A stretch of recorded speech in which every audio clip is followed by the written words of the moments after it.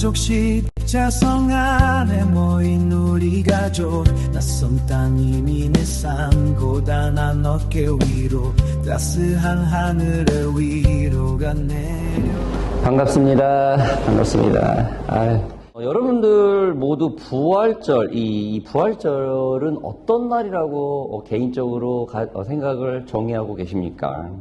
여러분, 이 부활절은 예수님이 십자가에서 우리의 죄를 대신해서 희생을 당하시고 3일 만에 부활한 날입니다. 이게 부활절이에요. 아주 간단해요.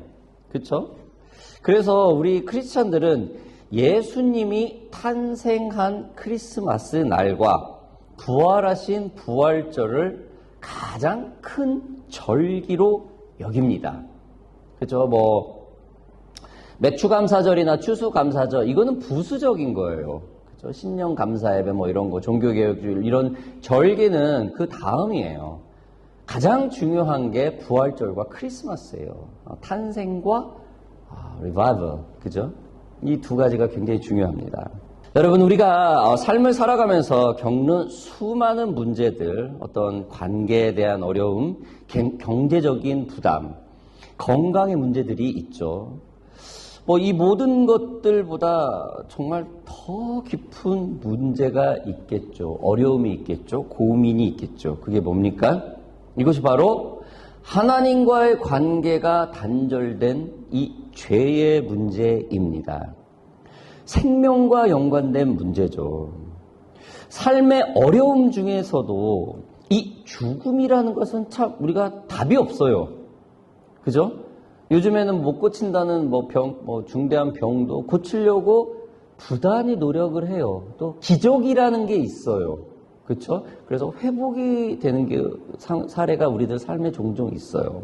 그러나 이 죽음이라는 것은 피해갈 수 없습니다. 죽음이라는 것은 우리가 정말로 극복하기 어려운, 극복할 수 없는 우리 육신을 가진 관점에서는 정말 불가능한 일이죠. 그래서 한국에서는 죽을 각오로 살라, 죽을 다짐으로 도전해라 라는 이런 말이 있죠. 죽을 각오로 하면은 세상 그 어떤 모든 것도 못할 것이 없다, 할 만하다, 극복할 수 있다라는 뜻이죠. 우리는 이걸 다른 말로 뭐라고 합니까? 최선이라고도 표현을 합니다. 여러분, 오늘 본문 말씀은 이 죽음을 이겨신 생명의 주님에 관한 내용입니다. 왜 예수님이 죽음을 이겨내실 수밖에 없었는지를 말을 하고 있습니다. 본문은 그리스도께서 경건하지 않는 자를 위하여 죽으셨도다 라고 말을 하죠. 예수님이 우리 때문에 죽으셨다라는 말을 분명히 말을 해요. 바울은 왜 이 로마서에서 이 말을 할까요? 그 당시에도 바울은 그 영성이 높은 바울도 이 교회 안에 믿지 않는 자가 있어요. 분명히. 그리고 궁금해서 그냥 방문한 사람도 있었던 것 같아요. 그래서 다시 한번 강조를 하고 있는 것입니다. 자, 그럼 왜 예수님이 우리의 죄를 위해서 희생하셨을까요? 한번 되짚어 봅시다. 그 이유는 뭡니까? 원죄. 바로 아담 사건으로 올라가죠. 아담의 원죄로 인해서 하나님과 인간이 단절된 사건이 벌어지죠. 하나님과의 단절은 여러분 무엇을 뜻을 하는 겁니까? 이 단절. 무엇을 잘못했느냐의 문제가 아니라 누구와의 연결되어 있느냐의 문제입니다. 예를 들어 보면은 부모와 자녀가 같은 집에 살면서도 대화가 끊기고 마음이 닫히면은 이미 그 부모와 자녀는 관계가 단절이 됩니다. 마찬가지로 하나님을 잘 모르고 살아가느냐, 아니면 하나님 없이도 괜찮다고 여기는 상태인가? 여러분, 성경이 말하는 이 단절은 여러 가지로 표현을 하죠. 하나님과의 그 원수된 상태, 완전한 브로큰을 얘기를 합니다. 영적으로 죽은 상태를 얘기합니다. 하나님 없이 사는 삶을 얘기합니다. 즉, 겉으로는 잘 살아가는 것처럼 보여도 하나님과 연결되지 않는 상태가 바로 단절이라는 것이죠. 이것은 하나님과의 관계가 끊어진 상태, 즉 죄입니다. 단절이 됐기 때문에, 아니 반대로 죄가 있기 때문에 단절이 된 것이라는 거죠. 로마서 5장은 우리 이렇게 말을 합니다. 우리는 연약한 자라고 분명히 말을 합니다. 이것은 단순히 조금 부족한 상태, 우리의 어떤 주님과의 깊은 관계 속에서 능력이 부족하고 에너지가 부족하고 열정이 부족한 상태를 말하는 게 아니죠. 하나님과 완전히 등을 돌린 존재, 즉 스스로 하나님 없이 살아가려고 한다라는 거예요. 이게 바로 성경이 말하는 단절입니다. 죄라는 것 때문에 하나님과 원수되어 단절되었다라는 것이죠. 죄라는 것 때문에 영원히 죽지 않았던 우리의 그 영적 존재가 이제 완전히 죽은 상태를 말을 합니다. 여러분, 우리는 하나님과 교통하는 존재로 창조되었죠. 자녀가 부모의 마음을 헤아리고 부모가 자녀의 마음을 헤아리듯 말입니다. 우리는 이웃집이나 아니면 다른 랭귀지를 쓰는 자녀의 마음을 잘 몰라요. 부모는 늘 자녀의 마음을 헤아리고 자녀는 늘 부모의 마음을 헤아리죠. 자녀가 어떤 실수를 했을 때 중심이 뭡니까? 이거 우리 아빠한테 혼나겠다. 엄마한테 혼나겠다. 이건 우리 아빠한테 칭찬 들을 거야. 빨리 집에 가서 자랑해야지. 이건 엄마한테 칭찬 들을 거야. 빨리 가서 집에서 자랑해야지. 이게 관계 아닙니까? 이 관계가 브로큰 됐다라는 거예요. 내가 나가서 잘못을 하든 말든 내 부모가 알 게 뭐야. 이건 단절이에요. 그렇죠? 내가 나가서 아무리 우수한 일을 하고 굉장히 칭찬받을 일을 해도 이걸 내가 굳이 내가 부모한테 얘기할 필요는 없어. 이게 단절입니다. 이게 하나님을 믿지 않는 사람들 얘기입니다. 여러분, 단절이라는 게 이거예요. 무엇 때문에? 이 죄 때문에 말입니다. 자, 일단은 죄 때문에 우리가 예수님이 우리를 위해서 죽으셨다라는 그 원인의 첫 번째가 바로 하나님과 단절, 이 죄죠. 그러면 예수님이 생명을 이겨내신, 이 십자가를 이겨내신 그 이유 두 번째가 뭡니까? 십자가 뭡니까? 저는 이 십자가를 이렇게 표현을 합니다. 하나님이 먼저 우리를 사랑하셨다라고 저는 그렇게 표현을 해요. 이 십자가의 상징이. 오늘 말씀에는 곧바로 이렇게 나오죠. 기약대로. 여러분, 이것은 정확한 때에 하나님의 완벽한 타이밍을 뜻하죠. 기약한 대로, 얘기한 대로, 예정된 대로 언약과 약속과 둘 사이에 이 충분한 신뢰를 얘기를 합니다. 네가 얘기한 대로 믿어줄게. 아빠가 엄마가 얘기한 대로 아빠가 얘기했으니까 이게 분명히 해줘. 이게 기약이에요. 분명히 지켜진다라는 전제 아래로 확실함을 얘기를 하는 거죠. 하나님의 타이밍을 얘기를 하는 거죠. 우리가 가장 준비되지 않았을 때, 우리가 가장 연약했을 때, 그때 찾아오십니다. 여러분, 예수님이 십자가에 달릴 때가 언제예요? 암흑기입니다. 구약의 시대가 끝나고 암흑기예요. 400여 년, 500여 년을 가까이 어떠한 하나님의 말씀도 이스라엘에게 선포되지 않을 그런 암흑기 때 예수님이 오셨어요. 여러분, 자, 우리가 다시 준비됐고 주님을 영접하고 그쵸? 열 처녀의 신랑을 맞이하는 것처럼 등불을 다 준비됐다고 생각을 해봐요. 그럼 그 다음에 우리 인간은 뭐를 준비를 할까요? 빨리 지금 이 시간에 오세요. 뭐 이런 거 아니겠어요? 우리가 주님께 기도를 할 때 하나님 지금 당장 몇 월 며칠 날 이 일을 해야 되는데 이거 빨리 들어주세요. 우리가 이렇게 기도 못 하잖아요. 여러분, 이 기약이라는 것은, 이 하나님의 타이밍이라는 것은 이 타임 테이블이 하나님의 것이지 우리의 것은 아닙니다. 이 십자가의 사건, 하나님의 타임 테이블에 맞춰, 타이밍에 맞춰 하나님이 우리를 먼저 사랑했지 우리가 하나님을 먼저 사랑한 것이 아니라는 것이죠. 오늘 본문 말씀 다시 한번 읽어볼까요? 좀 말씀이 좀 난해할 수도 있습니다. 본문 말씀 한번 다시 읽겠습니다. 우리가 아직 죄인 되었을 때 그리스도께서 우리를 위하여 죽으심으로 분명히 우리가 죄에 빠져 있었을 때 그리스도께서 죽으심으로라고 했습니다. 우리가 성령 때 충만할 때 어떠한 모든 게 완벽하게 준비되었을 때 우리의 구원 사건이 이루어지지 않았다라는 거예요. 그냥 죄에 허덕여 있는 상태에서 예수님이 십자가에 달리셨다라는 겁니다.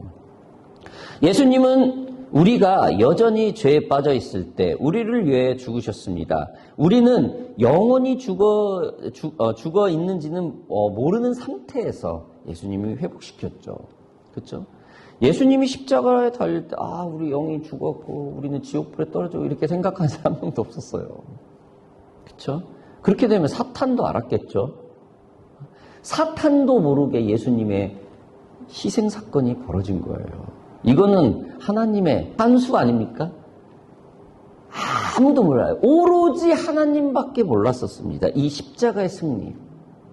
여러분, 십자가는 단순한 희생 사건이 아니죠. 그것은 하나님의 사랑의 그 결정적인 행동입니다. 우리가 괜찮은 사람이었기 때문이 아니죠. 우리가 모든 것이 준비된 상태였기 때문도 아닙니다. 우리가 주님을 가장 멀리 떠나 있을 때, 아무런 가능성이 없을 때 하나님은 가장 우리 곁에 가까이 다가오셨습니다. 주님께서 먼저 우리를 알고 우리를 먼저 사랑하고 우리에게 구원을 먼저 제시를 해주셨다는 겁니다. 구약의 내용은 대부분 그렇죠. 하나님 살려주세요. 그렇죠? 모세에게 부를 때도 내가 너희 민족의 울부짖음의 기도 소리를 들었다. 그래서 움직여요. 기도가 먼저 있을 때. 근데 예수님 사건은 그렇지 않아요. 예수님 이 십자가 사건은 일방적인 하나님의 계획입니다. 영적인 존재들도 아무도 몰라요. 알았으면 사탄이 알았겠죠. 그쵸? 완전히 뒤엎어요. 12제자 중에 한 사람이 실패하는 것까지 감당을 하면서 예수님이 십자가에 달릴 줄 누가 알았겠습니까? 온갖 사탄은 12제자를 현혹을 하고 어떻게 해서든지 그렇게 막으려고 그렇게 하지 않았습니까? 아무도 몰랐어요. 주님의 일방적인 사랑이고. 왜? 우리를 구원하기 위해서. 오로지 그 목표 하나입니다. 주님이 택정하신 사람을 구하기 위해서였습니다.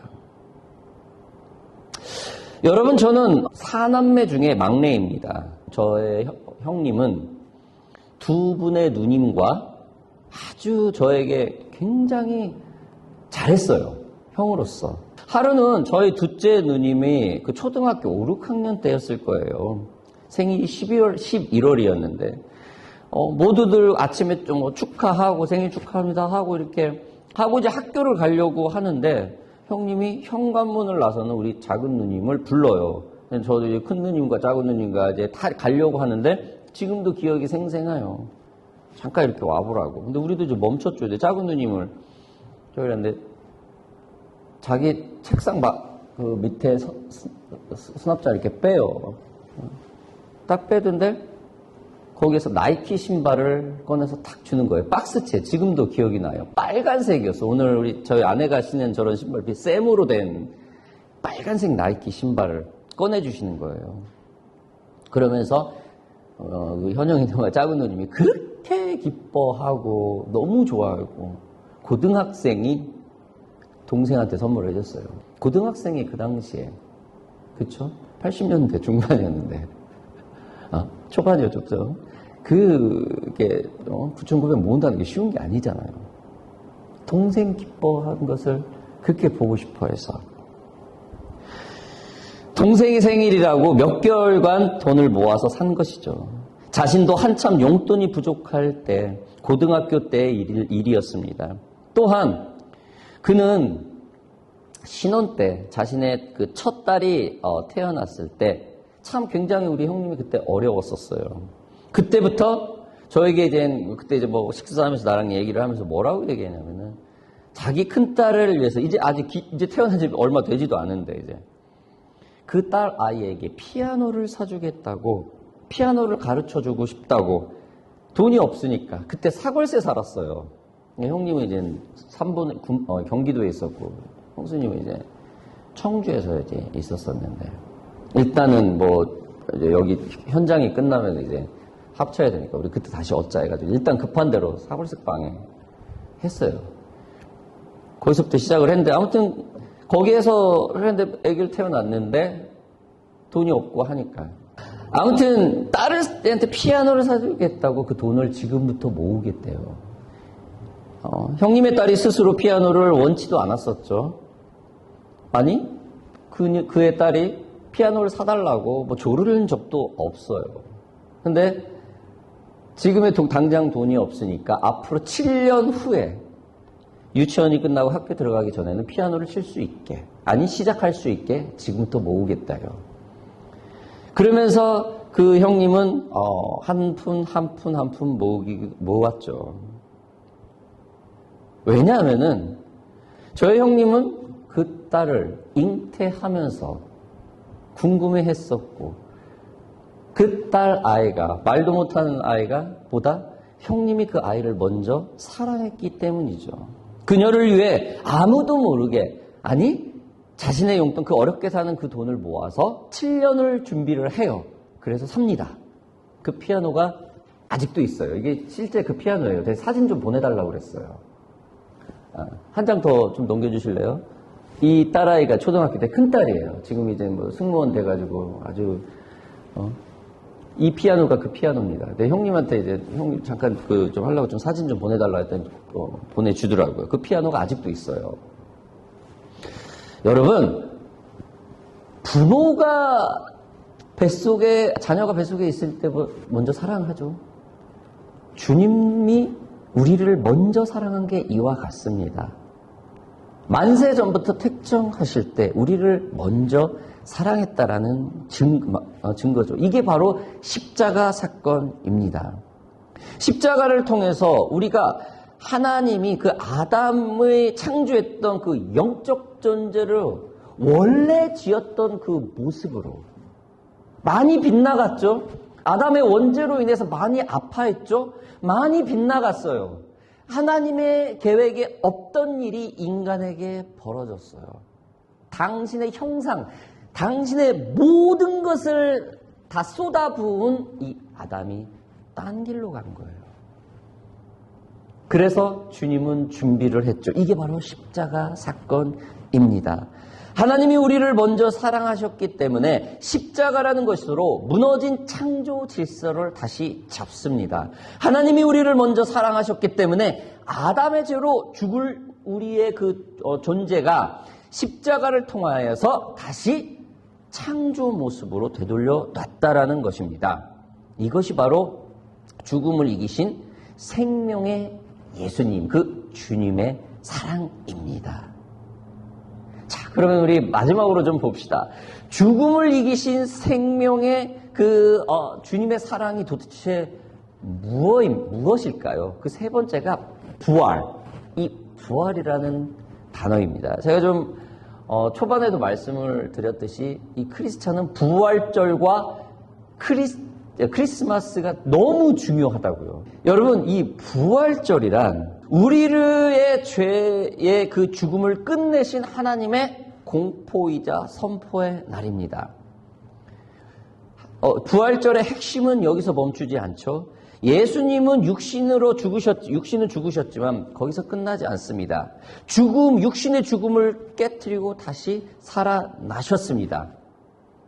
우리는 육신이 죽고 영혼이 살아나죠. 주님은 육신이 죽었는데 그 육신이 영혼이 돼버려요. 완전히 그 시체가 없죠. 시체가. 무엇을 뜻합니까, 여러분? 죽음에서 살아났다. 죽었던 자가 살아났다. 이거는 누구한테 얘기하는 겁니까?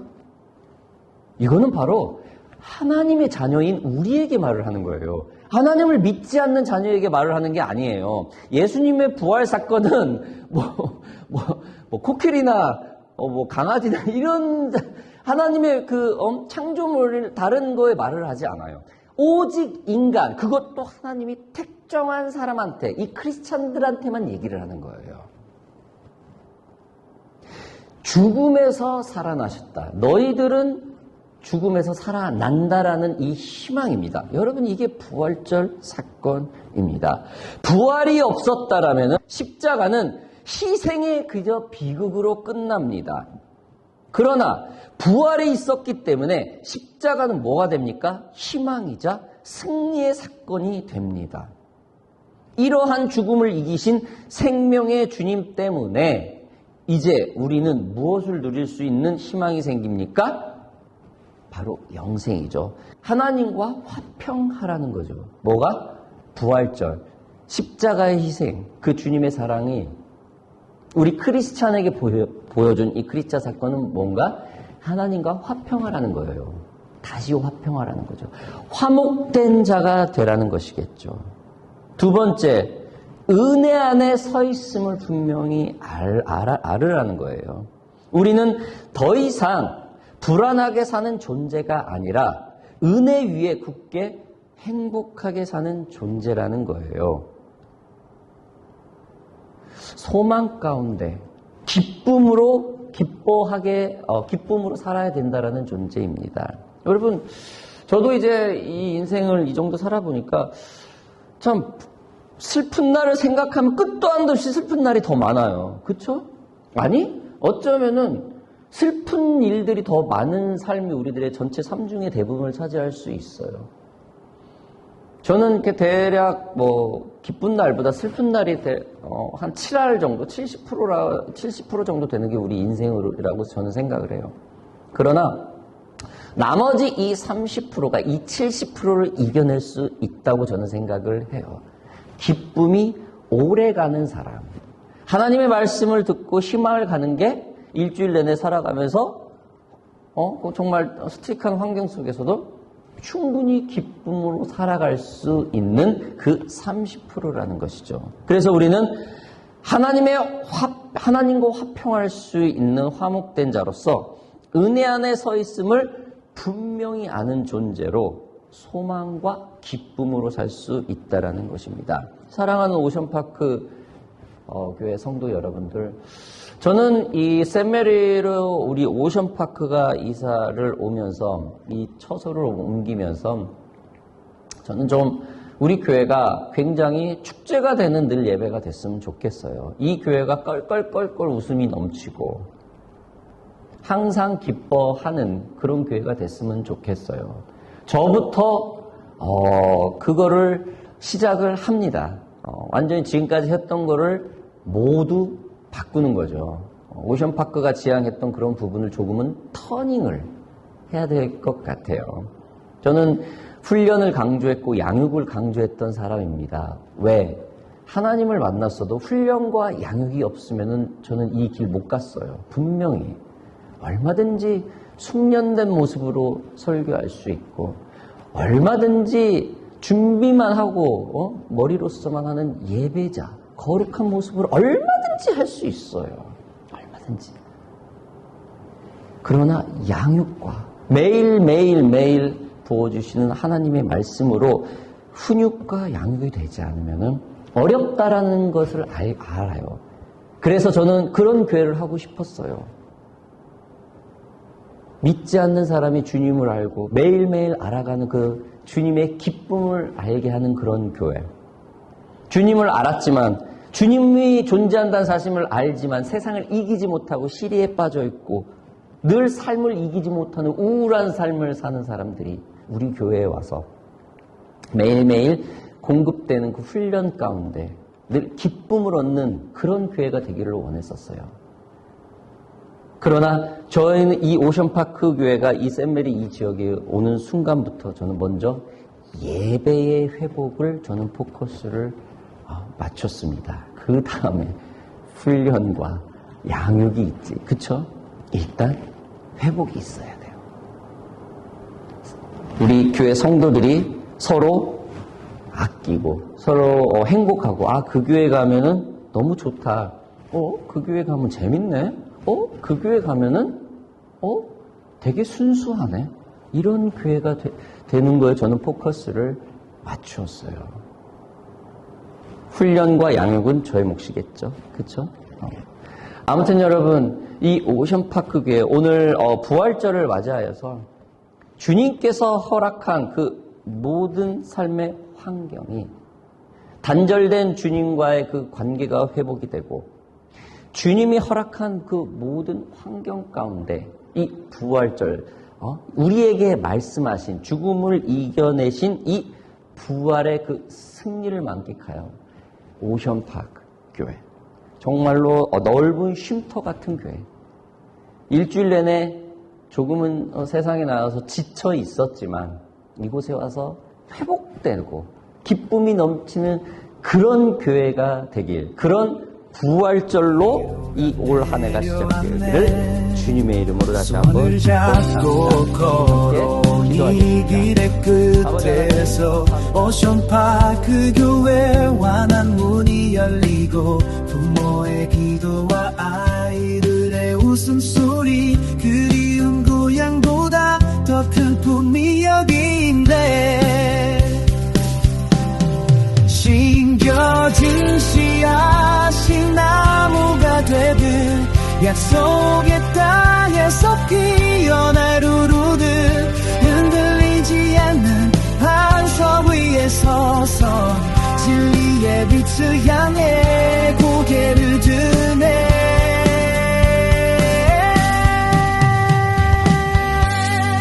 오션파크 교회로 모두 모여라.